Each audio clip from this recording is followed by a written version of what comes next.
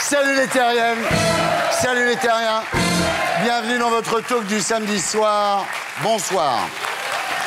4 terriens de choix avec nous ce soir. Elisa Tovati. Elisa Tovati, bonsoir. Bonsoir. Vous êtes ici ce soir pour votre 4e album. 4e album. Pour le coup, ça commence à être plus qu'un hobby d'actrice qui s'ennuie en attendant que le téléphone sonne, non? C'est un peu ça, oui. Tariq Ramadan. Tariq Ramadan, bonsoir. Bonsoir. Ça fait un moment que je vous ai reçu dans l'une de mes émissions. Vous étiez où, à Guantanamo? Julien Lepers. Julien Lepers, mesdames, messieurs. L'homme qui serait le plus cultivé du monde s'il avait juste un peu de mémoire. Et Cyprien. Cyprien, bonsoir. Vous êtes la star absolue des humoristes apparus sur le net. Selon un sondage chez les 12-17, vous seriez plus populaire que la masturbation. Je ne peux pas témoigner, mais oui. En P3, après le zapping et Gaspard Proust, nous accueillerons notre terrien du samedi 20h ce soir, Damien Eccles, qui a passé la moitié de sa vie dans un couloir de la mort pour un crime qu'il n'avait pas commis. Nous sommes ensemble jusqu'à 20h25 avec les Gréments de Fortune.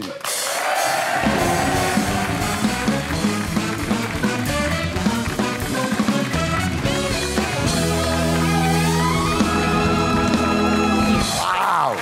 Julien Lepers, rebonsoir. Bonsoir Thierry, bonsoir. Donc vous êtes ici ce soir pour discuter de la situation au Moyen-Orient et de la place de l'islam dans la République avec Tariq Ramadan. Oui, bien sûr, oui. En fait, vous êtes ici ce soir pour fêter les 25 ans de Questions pour un champion.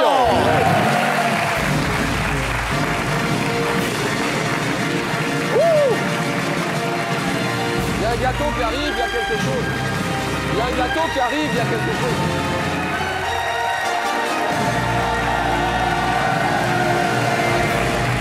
« 25 ans. En plus, vous droguez pas, non?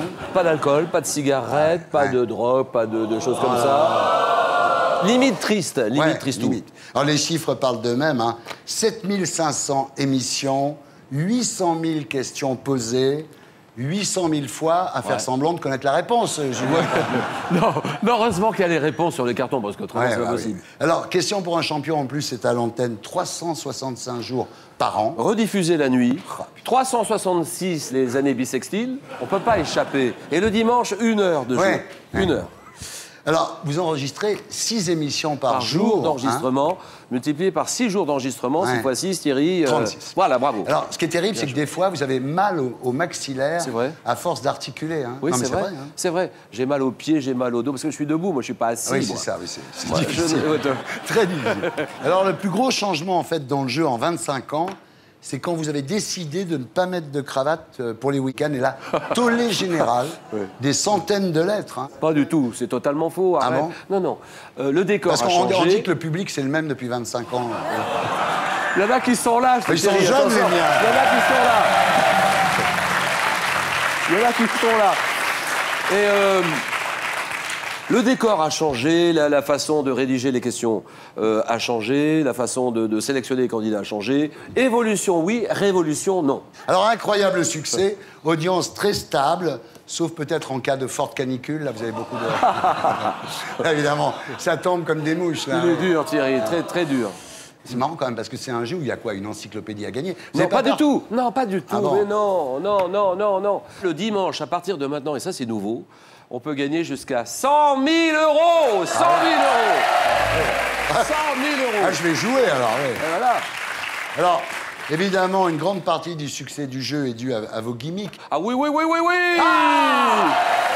Julien Lepers. Les gens qui prennent l'émission en cours de route, ils doivent me prendre pour un fou. Hein. Ouais. Vous êtes une idole sur France 3e âge. Hein. Non, c'est faux. 700 000 fans sur les réseaux sociaux. 7 000 followers sur Twitter. Pas du tout. En tout cas, à la question « Qu'aimeriez-vous faire avant de mourir ?» 80% des femmes de plus de 65 ans répondent « Faire l'amour avec Julien Lepers ». Bravo. Je ne peux pas le croire. Tu sais qu'il est question de donner votre nom à une hanche en plastique, hein, c'est... Ouais, au déambulateur. Au déambulateur, exactement. Vous êtes également l'idole des jeunes, effectivement, on regarde. Quand j'étais petit, je croyais que l'animateur de Questions pour un champion jouait aussi dans Batman. Top! À l'âge de 6 ans, je regarde tous les jours Questions pour un champion dans l'espoir de voir Batman à la place du présentateur. Je suis... Complètement stupide! Bonne réponse, je suis complètement stupide!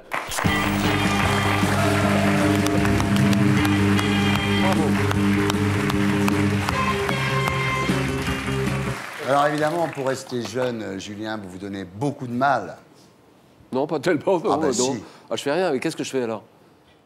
Qu'est-ce qui va me sortir? J'en ai pas mal. Les gens m'ont pris en charge, vraiment, tout le personnel médical m'ont pris en charge très très bien, ils sont charmants. Et ce que j'attends de voir, c'est le résultat, bien sûr. Mais on me dit que le résultat probant, je l'aurai dans 6 mois. Franchement, c'est bien, moi je ne regrette pas de l'avoir fait. Et j'ai quoi, j'ai une cinquantaine d'années. Bon, bah, 50 ans, il faut le faire. Alors là, explication.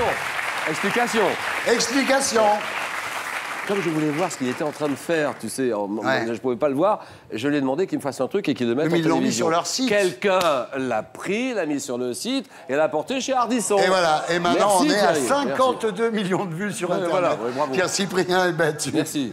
Alors en fait, non, sérieusement, il faudrait que vous soyez immortel. Parce que France 3 n'a que 1 mois de stock. Les cimetières sont pleins de gens irremplaçables. Ouais.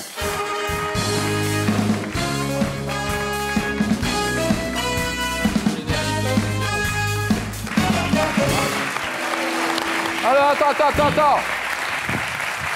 attends, j'ai les miennes. D'accord. Au total, combien de petits-fils de Louis XV ont régné sur la France? 3. Bravo, bien joué. Attends. Ça, c'est bien Louis joué. XVI, Oui. Louis XVIII Oui. et Charles X. Oui. Bravo. Bien joué. Super. Bravo. Attends, une dernière. Ouais. Nous sommes en 76. Quelle égérie rock de l'underground new-yorkais sur l'album Radio Ethiopia, en hommage au voyage de Rimbaud en Abyssinie. Patti Smith. Patti Smith, voilà. Ouais. Ça, c'est beau. Because the night. Stop. Et maintenant, Shoshana Boutboul. Shoshana, Je suis incorrigible. qu'est-ce que j'ai pu vous taquiner avec ça, hein? Oui. Ça va, vous? Ouais. Vous avez trouvé votre équilibre, ça va? Ouais. Sébastien, ça se passe bien? Et vous, il paraît que vous mariez bientôt? Oui, alors je marie le 21 juin. Félicitations. C'est qui Sébastien? Je ne sais pas. Sébastien, c'est son mec. Ah, d'accord. Bon. Non, parce qu'à l'époque, avant de rencontrer Sébastien, le soir, vous voulez absolument que je vous raccompagne chez vous après l'émission. Vous vous souvenez de ça?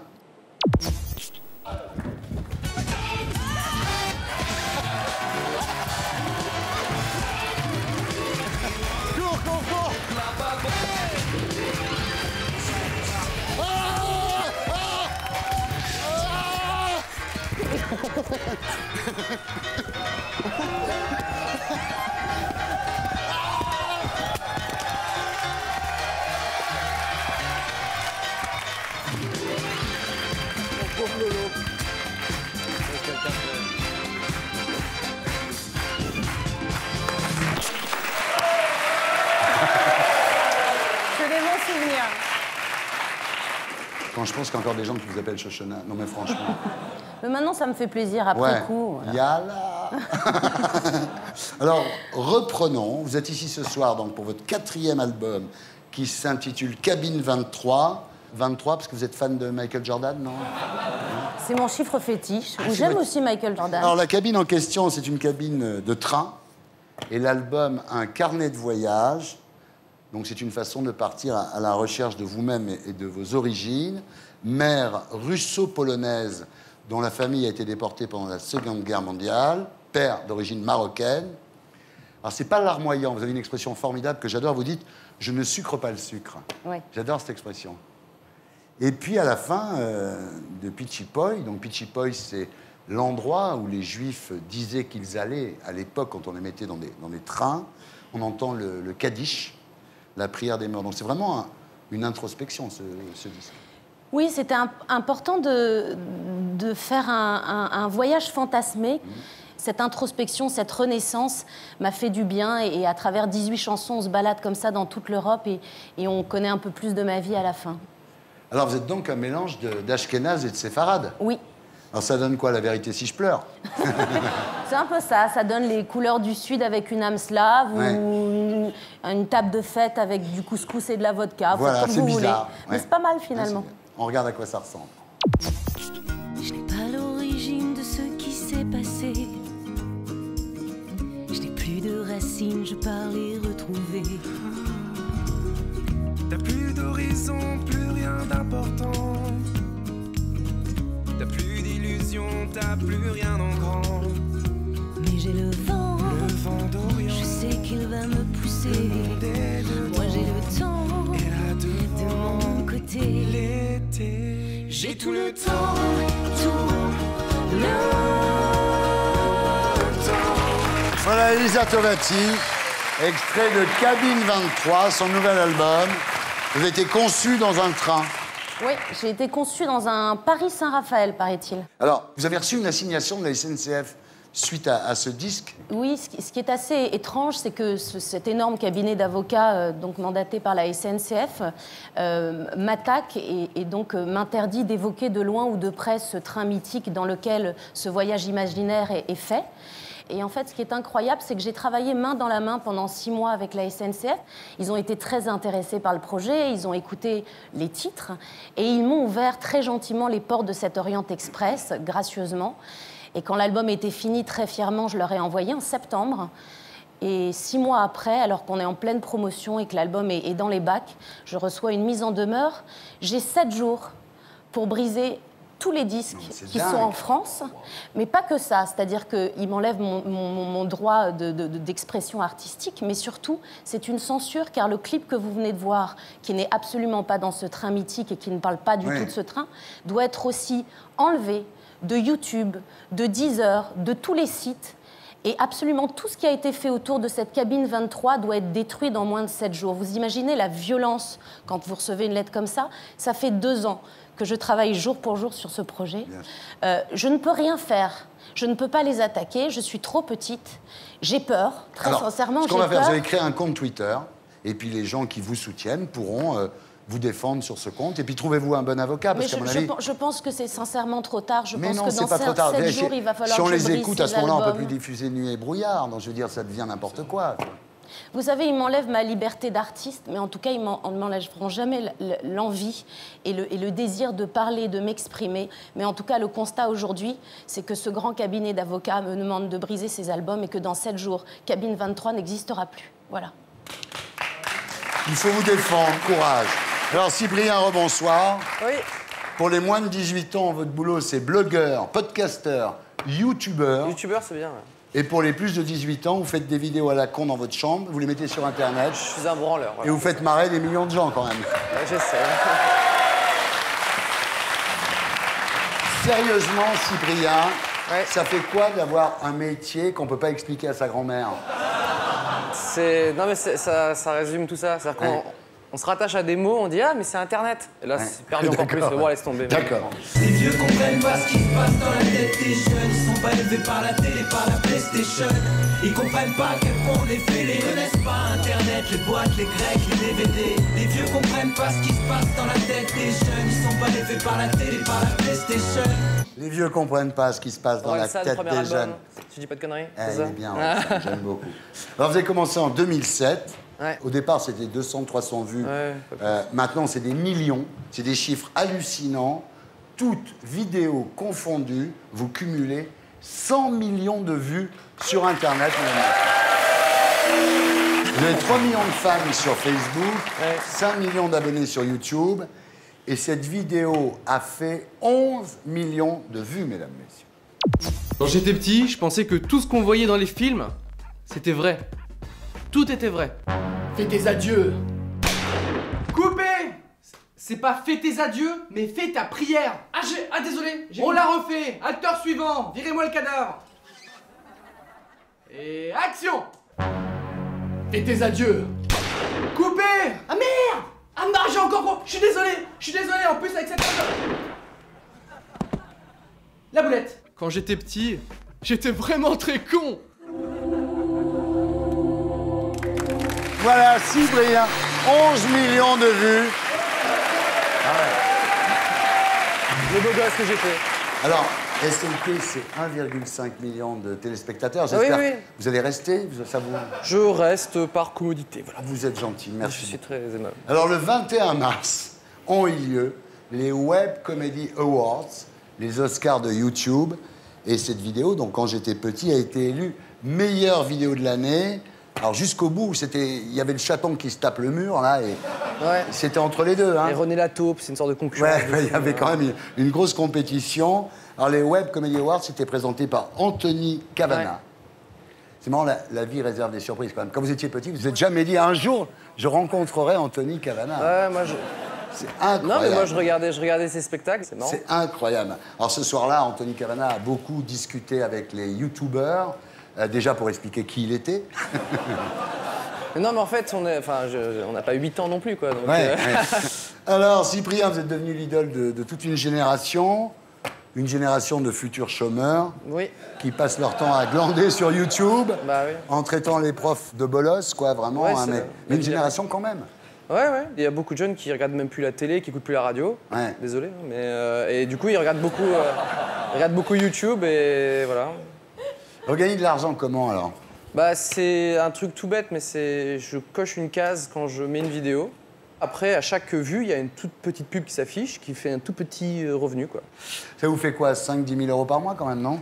De quoi vivre. J'aimerais bien avoir 10 000 euros par mois, mais non, de quoi vivre. Après, c'est... Le plus important pour moi, c'est surtout l'indépendance, en fait. Ouais. J'ai pas besoin d'avoir... Vous n'avez pas de chaîne, quoi. Ouais, voilà, une chaîne, ou quelqu'un qui me dit, faut faire ci, ça, un autre angle. Je fais ce que je veux. Tous les matins, je me lève, j'écris quelque chose. Ça me plaît pas, voilà. Vous trouvez que c'est de l'argent facilement gagné ou c'est un vrai job? Bah, moi, j'ai commencé il y a de ça, du coup, 6-7 ans, quoi. Et quand on fait 200 vues, 300 vues, et qu'au bout de 200 vidéos, ça fait 20 000, etc., je me dis pas, c'est facile, quoi. Puis quand on fait le total, on se dit, ah tiens, ça fait déjà 7 ans que tu fais semblant de travailler auprès de tes potes, etc. Donc, Les vieux comprennent pas ce qui se passe dans la tête des jeunes. Ils sont pas élevés par la télé, par la PlayStation. Bravo.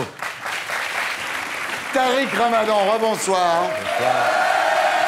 Alors, vous êtes professeur d'études islamiques contemporaines à l'université de Oxford. Vous dirigez le centre de recherche sur la législation islamique et l'éthique au Qatar.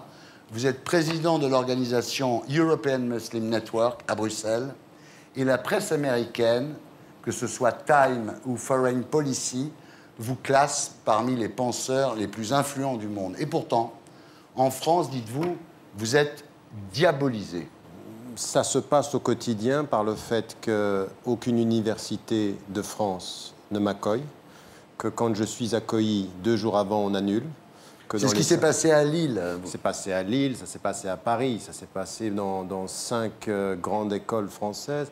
Le traitement que je subis en France, je ne le subis absolument nulle part dans le monde. Absolument nulle part. Et je sais aujourd'hui que les médias français, ils le disent, en même temps, des journalistes me le disent, on reçoit des téléphones, on ne peut pas vous inviter. Je veux dire, j'interviens sur une chaîne publique et on me dit, on reçoit 100 coups de téléphone en disant, il ne faut pas l'inviter. Donc il y a aujourd'hui en France un vrai problème avec la liberté d'expression. Ce qui me gêne en France aujourd'hui, c'est la surdité.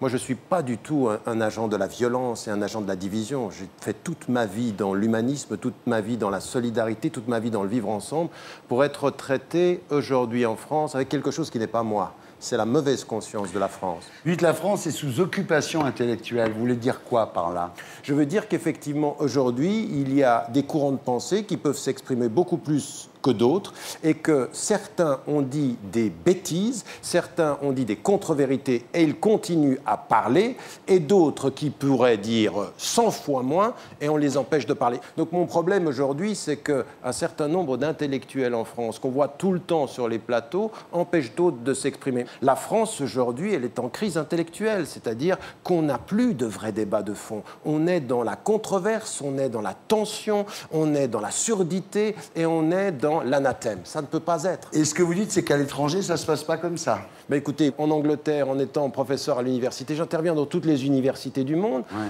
Ça ne veut pas dire qu'on soit moins raciste ailleurs. Ça veut dire qu'aujourd'hui, la France doit se regarder en face. Son passé, cette population-là, qui viennent du Maroc, qui viennent de l'Algérie, qui viennent de Tunisie, qui viennent de l'Afrique noire, sont des Français. Le jour où on aura compris qu'il faut, à égalité de droits, donner la parole à tous sans stigmatiser, et puis surtout de s'autocongratuler, chaque fois que vous venez en France, c'est le pays des droits de l'homme, c'est le pays de la liberté. D'accord, asseyons-nous et regardons ce qu'il en est sur le terrain. Et vous verrez que c'est pas tellement les droits de l'homme, c'est pas tellement l'égalité, et c'est pas tellement la fraternité entre tous les citoyens. Alors, c'est vrai que quand les gens vous voient ici, ils disent... Est-il un islamiste déguisé? C'est la première question. La deuxième question, c'est où est-ce qu'il trouve ses costumes? Bien habillé. Ah, il classe. C'est gentil de le Alors, relever. vous êtes suisse et musulman. Première question, est-ce que la fondue au fromage est halal? Ah oui, la fondue au fromage est halal à partir du moment où il n'y a pas d'alcool. Voilà. Alors, la Suisse, c'est quand même le pays qui fait des affiches comme ça. Oui. Alors, en Suisse, ils aiment bien les musulmans quand ils sont riches, quoi. Oui. On n'a jamais vu un prince saoudien se faire refuser l'entrée d'une boîte de nuit parce qu'il était en basket, par exemple. Écoutez, la question que j'avais posée à la France, c'est de dire, vous avez une loi maintenant contre la face intégrale, vous allez l'appliquer dans les banlieues, vous n'allez pas l'appliquer sur les Champs-Élysées. Non. Vous n'allez pas l'appliquer, parce que là, il y a de l'argent et puis qu'on ne peut pas se permettre. Avenue Montaigne, on peut y aller comme exactement. on veut. Alors, Tariq, vous êtes ici ce soir pour un livre intitulé « Au péril des idées », publié aux Presses du Châtelet. C'est une rencontre pour le moins inattendue avec le philosophe Edgar Morin. Le fils d'exilés égyptiens face aux descendants de juifs maranes, l'infréquentable face aux fréquentables, on peut dire.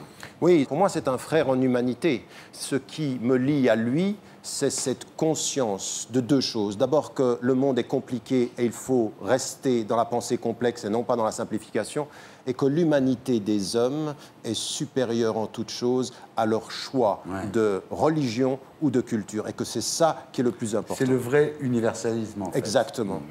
Alors vous êtes rencontrés comment? Il sortait d'une boulangerie, vous lui avez piqué son pain au chocolat, c'est ça?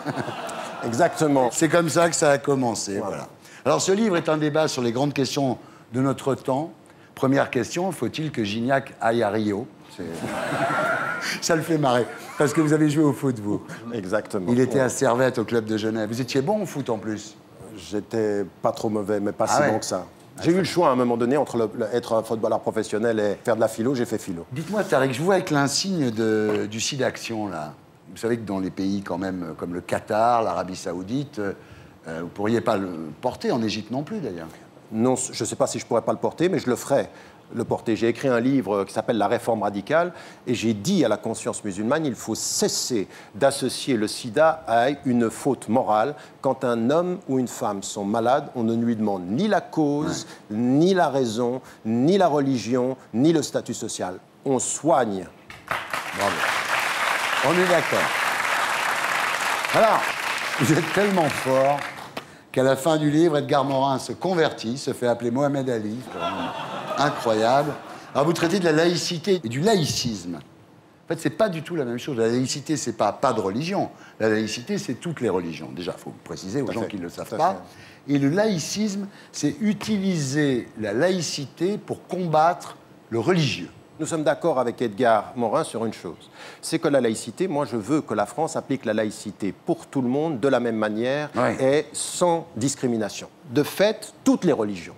Et en plus de ceci, je pense qu'il faut intégrer à l'espace du pluriel l'athéisme, l'agnosticisme et tout ce qui réfère à l'hindouisme ou au bouddhisme. Pour moi, ceci est clair.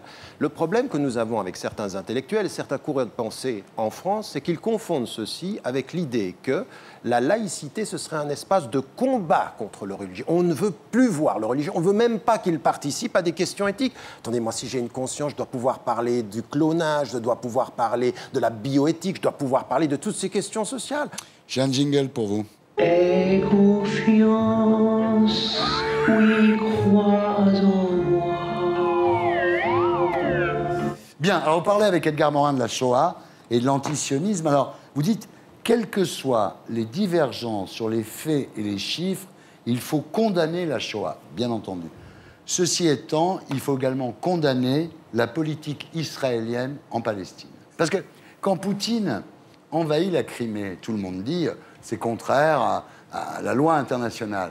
Mais quand Israël colonise la Palestine, ça choque pas grand monde finalement. Mais vous savez, c'est pas simplement coloniser. Malheureusement, c'est coloniser, c'est des traitements qui sont inhumains. Tous ceux qui sont allés sur le terrain, des gens qui étaient plutôt favorables. Je veux dire, Régis Debray, il est parti là-bas, il est revenu et il a dit mais c'est pas possible, on peut pas traiter les gens comme ceci. Ce que j'aime avec Edgar Morin, c'est pas qu'il est du côté des Palestiniens, c'est qu'il est du côté des opprimés et que avec les Tibétains, avec les gens qui sont tués partout, il faut être de ce côté-là. Et là, de ce point de vue-là, étant, Tariq, quand même, en Israël, il y a une presse libre qui dénonce les exactions, ce qui n'est pas toujours le cas dans les pays arabes. Ah ben, si vous voulez trouver un défenseur des pays arabes et de la presse arabe, vous n'en trouverez pas. C'est une catastrophe. Le monde arabe, alors là, s'il y a parfois une colonisation intellectuelle en France, là, c'est une dictature de la presse. C'est de la propagande. Il n'y a rien. Elisa, vous pensez quoi de Tariq? Il vous fait peur? Vous le croyez? Vous, parce qu'en France, il est extrêmement critiqué, diabolisé. Non, il me fait pas peur. Moi, j'aime écouter tout le monde et je me fais après ma propre opinion. Donc c'était intéressant. Votre opinion, c'est quoi? Ah bah, il faut que j'écoute les autres maintenant. Alors, question cruciale quand même, est-ce que vous reconnaissez l'existence de l'État d'Israël? Mais moi, je l'ai reconnu, c'est un fait, l'État d'Israël. Moi, je suis pour un État commun. C'est ça mon rêve, c'est que les gens vivent ensemble. J'aimerais... Non, parce qu'il y a encore des gens, quand même... On est d'accord. Le Hamas qui veut mettre les Juifs à la mer. Non, je veux dire, bon, après, on peut discuter de ces détails-là. L'État d'Israël, il est ici, et c'est une réalité. Maintenant, aujourd'hui, ce que j'aimerais de l'État d'Israël, c'est que on se rend compte qu'en face, ce sont des êtres humains qui ont la même dignité et les mêmes droits. Alors où nous parlons aujourd'hui, les deux États deviennent pratiquement impossibles, tellement la colonisation a continué. Alors où on parle de processus de paix, on continue les colonies de peuplement. C'est pas possible. Il faut le condamner, ça. Bien. On passe maintenant à l'actualité de la Terre avec l'édito de Blacko. Et c'est Christophe Barbier, directeur de la rédaction de l'Express, que nous retrouverons sur le plateau après le Magnéto. Ce soir, nous poserons la question, Manuel Valls est-il condamné à échouer?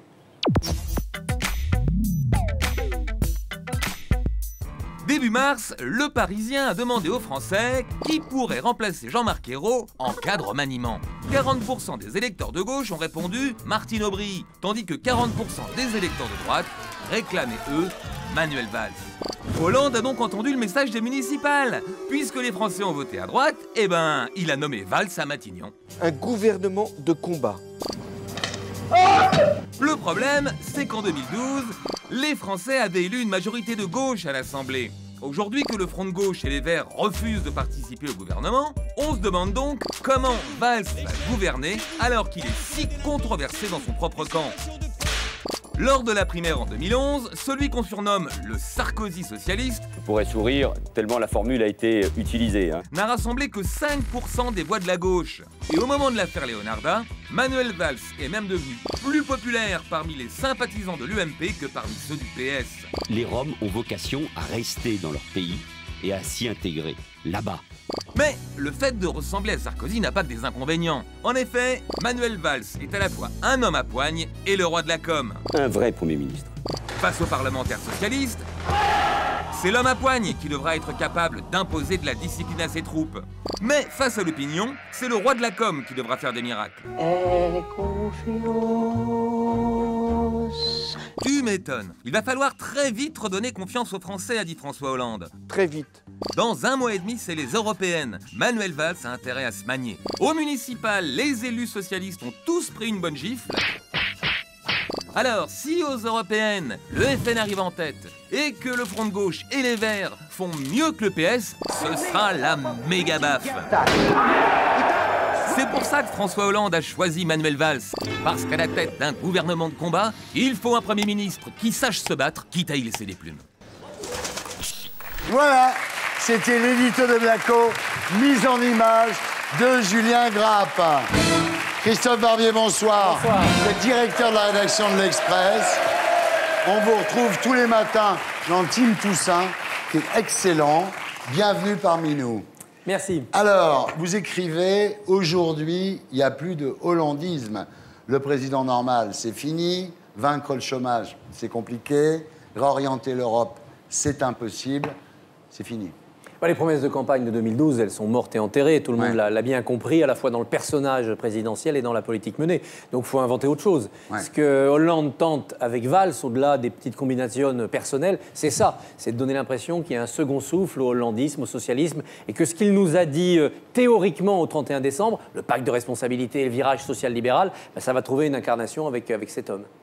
Alors, la réaction de la presse au gouvernement Valls est particulièrement négative. Et vous-même, vous dites, le deuxième souffle du socialisme sera son râle d'agonie. Oui, on voit bien, il faut reprendre fondamentalement ce qu'est la social-démocratie aujourd'hui. Or, on ne le fait pas. On a pris 16 sortants, on en a gardé 14, on en a rajouté 2 qui étaient déjà des politiques expérimentées. En quoi on va faire du neuf avec ça? Ça ne marchera pas. C'est-à-dire que l'opinion a appelé Valls, pour le valsisme, et Hollande donne à l'opinion Valls pour faire du hollandisme. Et là, il y a un malentendu qui peut tourner vinaigre. Mais est-ce que Hollande n'est pas en train de faire à Valls ce que Mitterrand a fait à Rocard, c'est-à-dire je te prends, je t'encadre et je te nique? Pas tout à fait. D'abord parce qu'il n'y a pas autant de haine entre Hollande et Valls qu'il y avait entre Mitterrand et Rocard. D'accord. Ensuite, Rocard a réussi.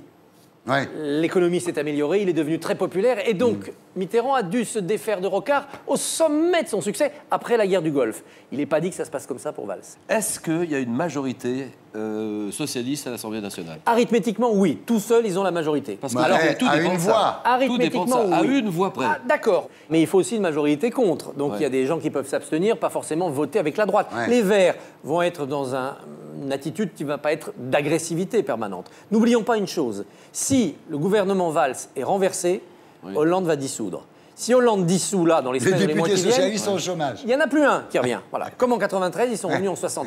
Quel député socialiste appuiera sur la détente en se disant que derrière la tête de Valls, il y a la sienne? Pas beaucoup.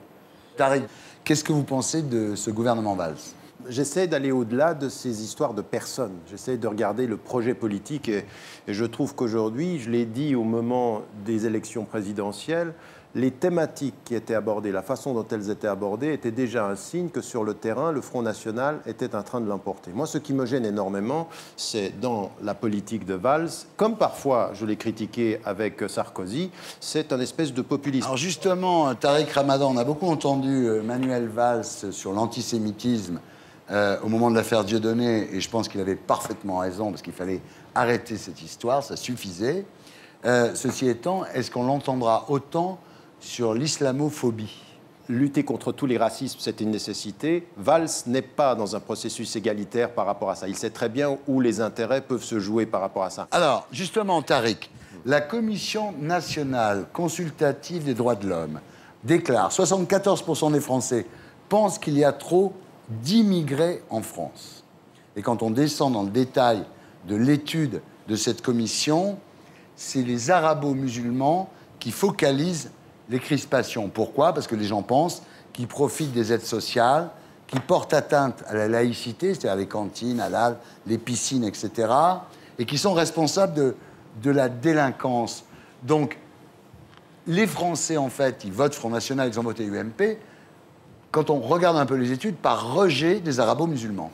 La France ne s'en sortira pas sans ces populations françaises de toutes les cultures d'origine et en plus d'immigrer parce que l'Europe aujourd'hui, elle a besoin de main-d'œuvre, elle a besoin de gens qui construisent. Il n'y a pas de survie économique en Europe ni en France sans ces populations-là. Ce qu'on aimerait entendre du Parti socialiste qui se dit proche des populations ou de la droite plus traditionnelle, c'est un vrai programme politique qui intègre ceci. On ne le fait pas. On entre dans le populisme et dans le populisme, alors, le Front National gagne davantage. Christophe, est-ce que ce modèle fonctionne? On vient de voir un Premier ministre nommé, il est né à Barcelone. Oui, et Anne Hidalgo est espagnol. Aussi. Et le président de la République précédent, son père était hongrois. Donc vous voyez, cette machine-là, elle marche simplement. Elle marche relativement. Oui, c'est comme quelqu'un qui a dit que les Roms, ils devaient retourner chez eux. C'est que là-bas, qu'ils pourraient... Oui, Attendez. Pas les Espagnols, les Roms. Les Roms, oui. Le problème, c'est qu'après des vagues d'immigration parfaitement intégrées par la France, parce qu'il y avait une forte croissance économique et un écart culturel assez étroit entre ces populations, on est passé à une période où il n'y a plus d'emplois, une crise économique qui dure depuis plus de 40 ans. Donc on n'a plus la machine à intégrer qui est le travail et l'ascension sociale, en plus avec des populations qui ont un écart culturel plus grand. Donc il faudrait plus d'efforts éducatifs. Voilà, mais j'ai une question à vous poser. Dans ce pays, en 2005, il y a eu des émeutes dans les banlieues. Dites-moi ce qui a été fait en matière de justice sociale dans les banlieues, pour le travail, pour l'école. Qu'est-ce qui a été fait? Qui soit une vraie réponse au parti, il y a au Front eu des national. choses, par exemple... Non, sérieusement. Sérieusement, une vraie politique nationale. L'ANRU, cette grande action nationale de rénovation urbaine qu'avait lancé Borloo, ça a fait beaucoup de choses dans les quartiers. Ça ne remplacera jamais l'emploi. Il n'y a pas d'emploi. La priorité des priorités, c'est de remettre les gens au travail. Il y a un chiffre quand même, c'est qu'en 2030, il y aura 57 millions de musulmans en Europe. On va être obligé de vivre avec eux et de bien vivre avec eux. Aujourd'hui, il faut qu'on se salue mutuellement entre des Français ou des Européens qui ont compris que l'islam est une religion européenne, que des musulmans comprennent qu'aujourd'hui ils sont installés, ils sont chez eux et que le but, c'est pas simplement de systématiquement, quand on leur parle, vous, je suis intégré, je suis un gentil. Non, la véritable détermination qui va tout changer, c'est quand on est là où on est, ce qui compte, c'est notre contribution à notre projet national. C'est pas de systématiquement de montrer qu'on est gentil. Aujourd'hui, c'est ça, c'est cette contribution. Tariq, donc aujourd'hui, on va vivre ensemble, Tariq, on doit vivre ensemble. Tariq, maintenant, une chose, est-ce que pour vous, ce qui est au-dessus de tout, c'est la politique ou c'est la religion? Mais non, mais quand on parle, c'est la politique. Parce que chez nous, c'est la politique. Non, non. C'est pas la religion. Donc c'est ça aussi. C'est pas vrai. Quand il s'agit de la mort, chez beaucoup de Français, c'est Dieu qui passe avant le passeport. Quand il s'agit de la mort. Mais quand il s'agit de politique, ce qui est d'abord déterminant, c'est la politique. Et il faut qu'on fasse de la politique. J'arrête pas de dire au gouvernement français, arrêtez d'ethniciser ou d'islamiser les questions sociales. Des problèmes sociaux, vous avez Exactement, raison. il faut qu'on travaille sur des vraies questions sociales. Il y a une difficulté supplémentaire pour les pouvoirs publics avec l'islam, c'est qu'il n'y a pas de clergé unique et constitué. Oui. Pour les catholiques, c'est simple, il y a le curé, l'évêque, le cardinal et le pape. On sait à qui s'adresser. Donc les litiges, les conflits, voilà. Mais pourquoi et donc on a du mal avec la religion musulmane Oui, parce nous, que on a Boubacar dans les villes, comme interlocuteur. voilà, vous comprenez que c'est compliqué quand même.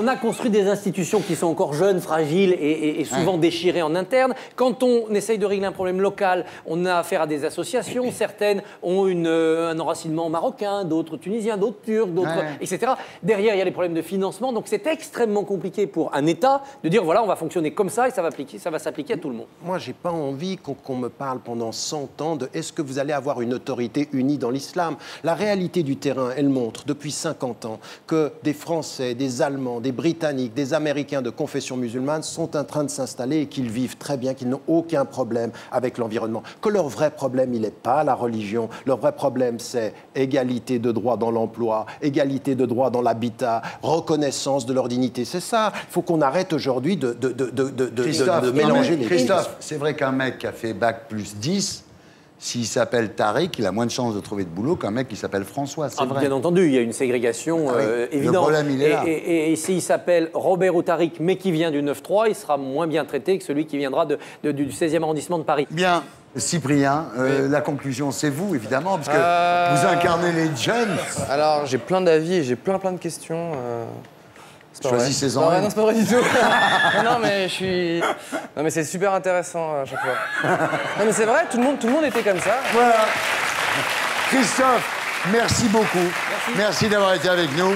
Tariq, merci d'avoir été avec nous. Et nous accueillons notre terrien du samedi 20h ce soir, Damien Eccles. Bonsoir.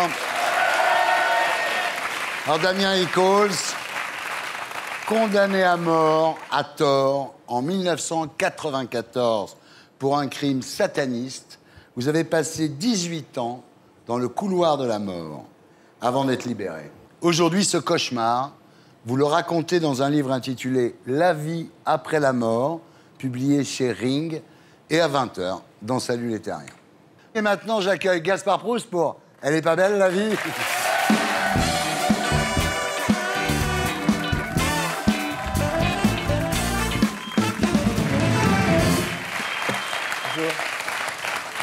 Bonjour. On peut enfin parler de politique. Parce que la semaine dernière, c'était la veille des élections municipales. On ne pouvait pas, pour pas influencer les électeurs. Fichtre. Ça veut dire que si j'avais dit des trucs, le PS se serait pas pris une branlée. Voilà. Tout ça. Enfin, franchement, si le CSA voulait vraiment que les électeurs soient pas influencés, il devrait censurer toutes les allocutions télé de François Hollande. Oui. Là, on gagnerait quelques points. Bon, en ce qui concerne les résultats à Paris, entre NKM et Hidalgo, alors bon, moi, ça m'a pas beaucoup intéressé. Pourtant, ça parlait que de cul. Ah ouais, c'est vrai. CUL, crèche, université, logement. C'est pour la ville des célibataires, c'est vrai que c'est vachement excitant. Hein. T'as envie de participer au truc. Alors, comment te dire, moi, en tant que célibataire, qu'on ouvre 3 crèches supplémentaires ou qu'on mette de l'arsenic dans les repas des cantines scolaires, moi, ça change pas ma vie, quoi. Non, c'est vraiment, ça change pas ma vie. Alors, l'autre gros enjeu de ces élections, est-ce que le FN a percé? Ça, ah ouais, alors ça n'a pas raté. Hein. Le Luc, Mantes-la-Ville, Beaucaire, quand tu vois le nom des villes, on dirait le guide du routard des communes englouties par des barrages EDF. Tu sais, où on voit d'être raccordé à la 4G, quoi. Vraiment le truc. En tout cas, le tremblement de terre annoncé, c'est vrai, est arrivé. Je veux dire que Cogolin qui tousse, c'est Wall Street qui s'enrhume, hein, faut être clair. Résultat, démission de Jean-Marc Ayrault. C'est curieux. C'est légal, une démission après 2 ans de préavis? Waouh! Alors, moi, on m'a raconté un peu la scène, comment ça s'est passé. En fait, il y a Jean-Marc Ayrault, il est venu, il a dit, voilà, François, je démissionne. Et Hollande a dit, oh putain, t'as de la chance. En tout cas, pour une fois, Hollande a pris une décision rapide. En 2 jours. Ouais. Douche comprise, quoi. Le truc, il a jamais fait ça avant. Hein. Mais pourtant, moi, j'aime bien quand il prend son temps. C'est quand il fait le mec un peu à l'aise, quand il fait bon, bah, moi je vais mettre l'homme invisible, puis là je vais baisser les charges, puis augmenter les impôts. Oh mais je vais les baisser parce qu'après on sait pas. Et peut-être ça va marcher. Oh et puis non, ça marche pas. Bah alors on va faire pacte de responsabilité. Bah, je sais pas ce que c'est, mais on verra dans 5 ans. Mais tu vois le mec serein, à l'aise, dans ses Stan Smith, il est là à la fraîche, détendu du sgeg, beau gosse quoi. Je dis ça, là on en rit, bien sûr, on en rit parce qu'il faut rire. Enfin, heureusement qu'il gère pas un pays de 65 millions de personnes parce que sinon, ça serait vraiment irresponsable. T'as raison. Ouais. Putain. Bravo. Et alors, qui l'a mis pour dynamiter tout ça? Vous en avez parlé. Valls. Oui. C'est Ramirez, police française.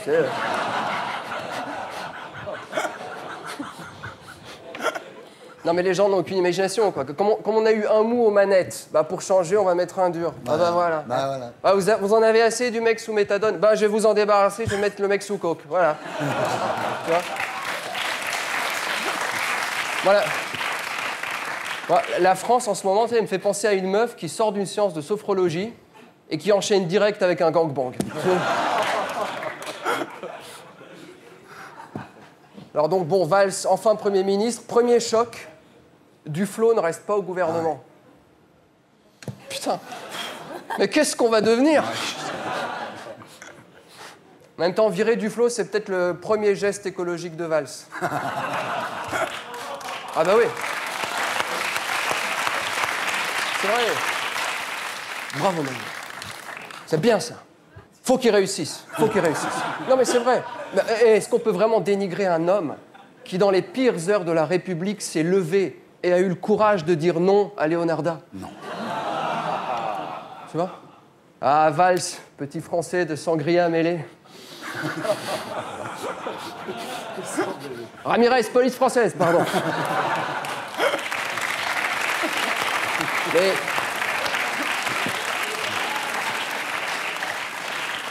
Mais faut qu'il fasse attention. Non, je m'inquiète pour lui parce qu'il est seul dans le gouvernement. Il n'a pas un pote à lui. Il est vraiment, on dirait une caserne ukrainienne en Crimée. Là, je veux dire. Alors évidemment, nouveau Premier ministre dit nouveau gouvernement. Bon, après les jupettes, les valseuses. Fallait changer de gouvernement, ça c'est sûr. C'est sûr que l'ancien, de toute façon, c'était un gouvernement de puceaux, quoi. Bah, bien sûr, je le prouve. 38 membres, 19 hommes, 19 femmes. 22 mois après, pas une qui soit tombée enceinte. Tu m'étonnes qu'ils défendent le mariage. Alors, pas belle la vie? Pas très bien. C'était Gaspard Proust. Donc, on va essayer la semaine prochaine. Et d'ici là, demain, à 15h sur Canal et sur canalplus.fr. On passe maintenant à notre terrien du samedi 20h.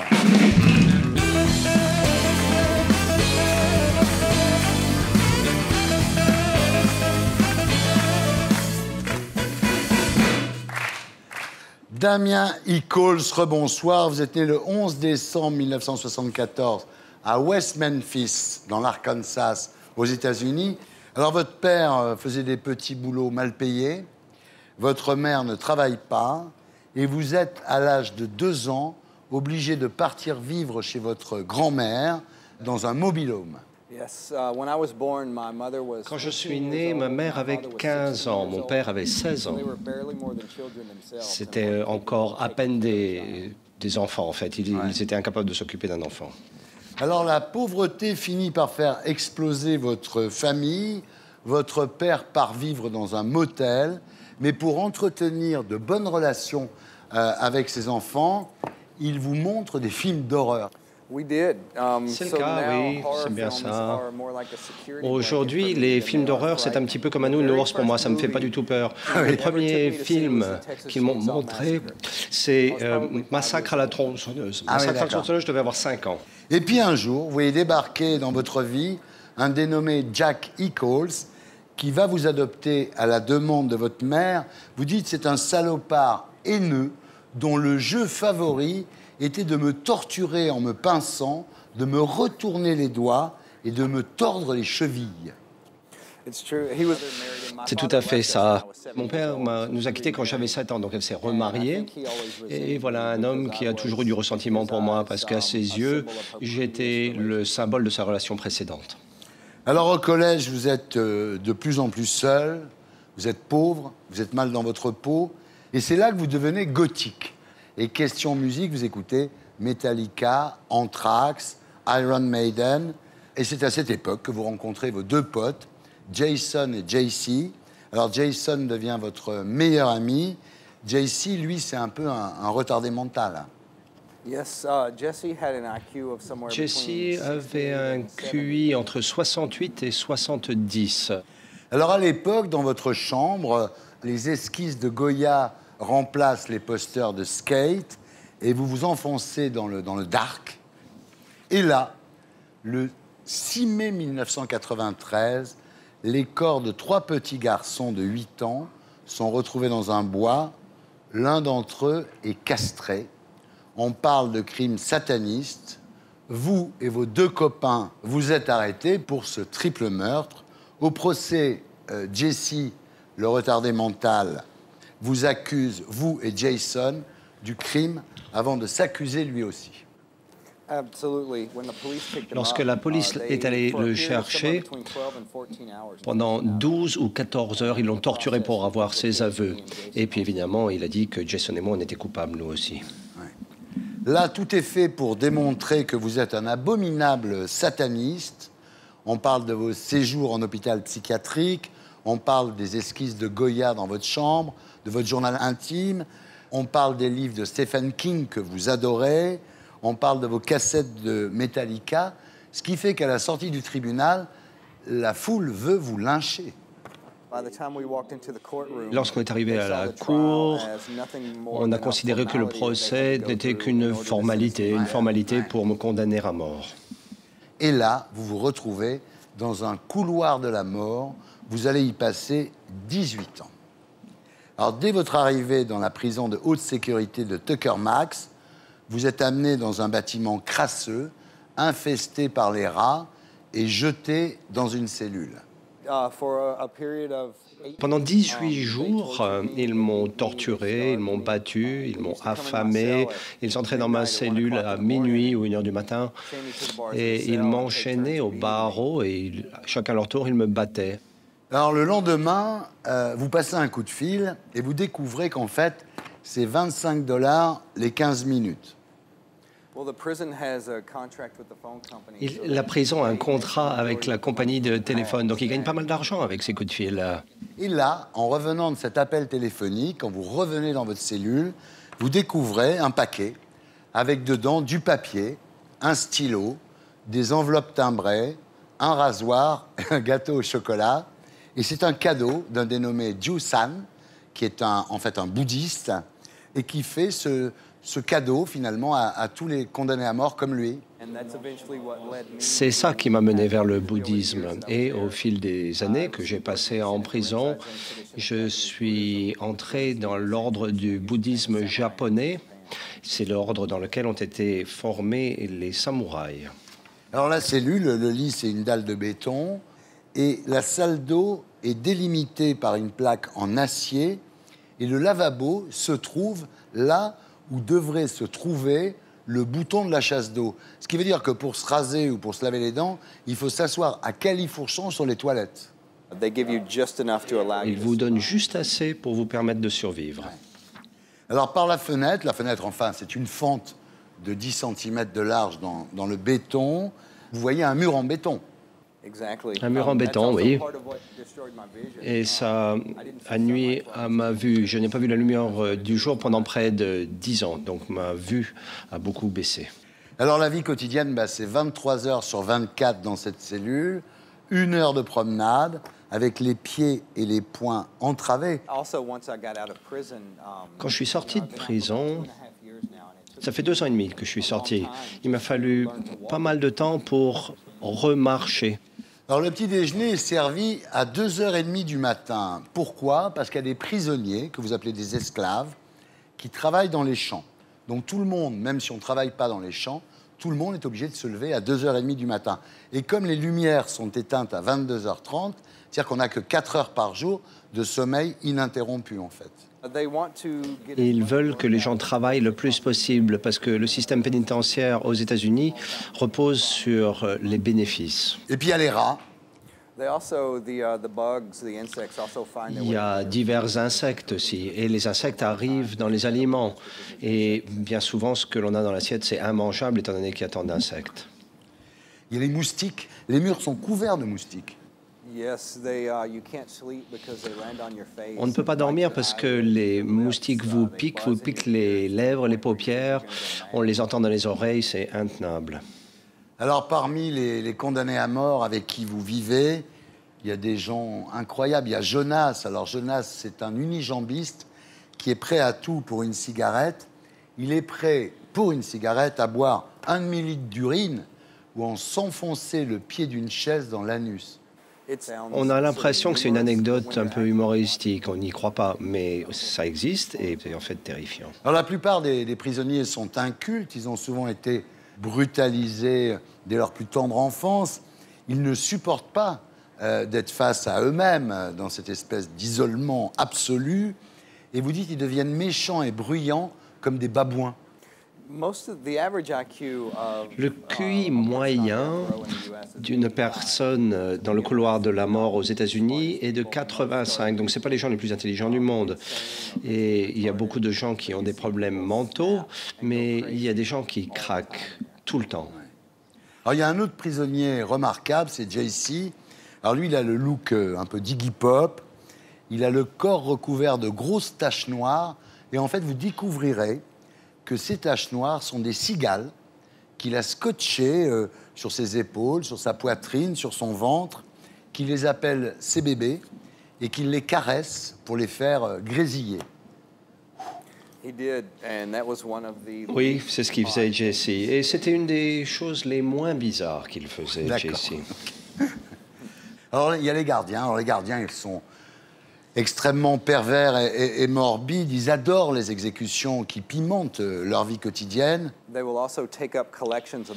Sinon, ils font des espèces de petits fonds. Donc, à chaque fois qu'il y a une exécution, ils boivent de la bière, ils font une petite fête, ils font la fête, ils boivent un pot. Vous allez rester là de longues années en sachant que vous n'avez rien à y faire puisque vous n'êtes pas coupable du crime dont on vous accuse. Et ce qui est terrible, c'est que vous êtes entré dans ce couloir de la mort si jeune que vous n'avez pas de souvenirs. Vous dites on ne crée pas de souvenirs dans le couloir de la mort, évidemment. Vous êtes resté 20 ans sans voir un coucher de soleil. Alors, heureusement, à l'extérieur, l'erreur judiciaire que vous incarnez mobilise les gens.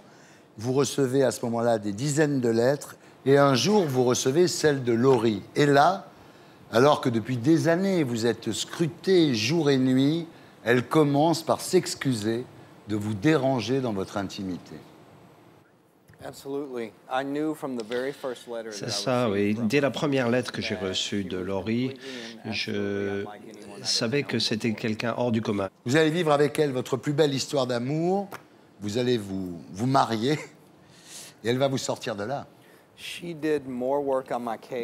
Elle a plus travaillé sur mon cas que tous les enquêteurs et tous les avocats réunis.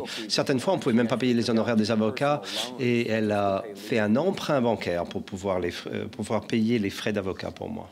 Et puis après Laurie, les gens qui vont s'occuper de vous, c'est Johnny Depp, Tom Waits, Iggy Pop, Patti Smith, Joe Strummer. Et bien d'autres encore. Et c'est ainsi qu'ils m'ont sauvé la vie. Et puis, le 19 août 2011, après 18 ans dans le couloir de la mort, vous retrouvez votre liberté. Mais comment vous avez fait pour supporter ça? Eh bien, je ne me projette pas trop à l'avenir. On met l'accent sur le présent, sur ce que l'on fait à l'instant donné. Si on sait qu'on va passer 20 ans là-dedans, évidemment, c'est insupportable. Donc, il ne faut pas penser à ça. Il faut penser à ce que l'on fait au moment où on y pense. Alors voilà, précisons qu'à ce jour, le crime dont vous avez été accusé avec Jesse et Jason n'a pas été élucidé et vous voulez faire une pétition pour que l'enquête soit réouverte. Tout à fait. Je demande au président français d'entrer en contact avec le gouvernement américain, avec le président Obama, pour que l'enquête soit relancée, pour que le coupable soit poursuivi, pour que les deux autres accusés et moi-même puissions être innocentés. Merci de votre témoignage.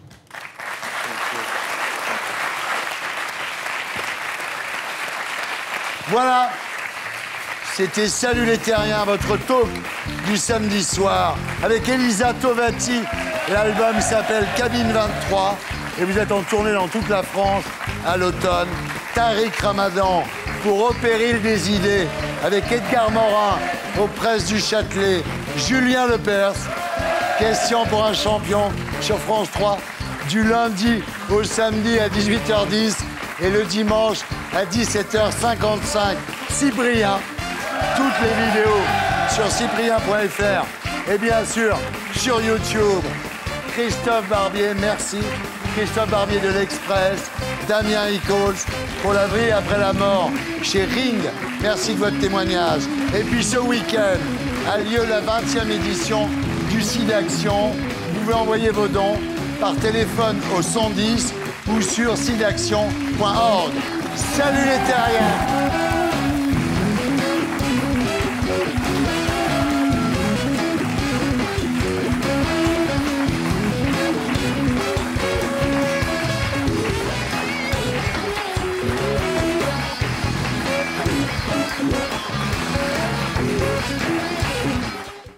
Et pour être sûr de ne rien rater de Inarditube, abonnez-vous et mettez un pouce bleu.